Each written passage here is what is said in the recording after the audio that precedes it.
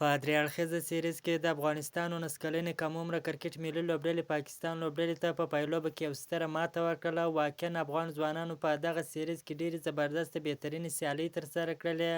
ټولو افغانانو ته د ډېر مبارک وي. افغان 19 کلنو کم عمره کرکټ ملي لوبډلې په پایلوبه کې پاکستان لوبډلې ته یو ستره ماته ورکړه. د نن سیالۍ ټاس افغان 19 کلنې کم عمره کرکټ ملي لوبډلې وګټي چې په خپله د توپونې پرېکړه وکړله. په ټاکل شویو 50 اورونو کې د 9 لوبغاړو په سوځېدو سره 250 منډې جوړې کړلې چې د پاکستان 19 کلنې لوبډلې ته د 251 منډو ستر هدف کېښود. د 251 منډو هدف په تعقیب کې د پاکستان لوبډلې هم ډېره زبردسته بهترینه سیالۍ ترسره کړله، خو ونه توانېدله چې د افغان لوبډلې د 251 منډو هدف پسې ځان ورسوي.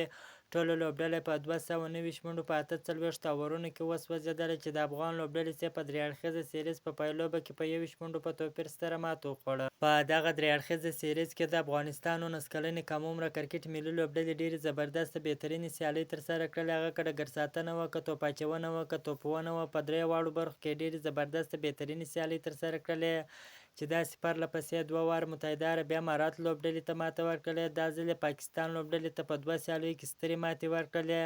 یو ځل بیا ټولو افغانانو ته ډېر مبارک وي.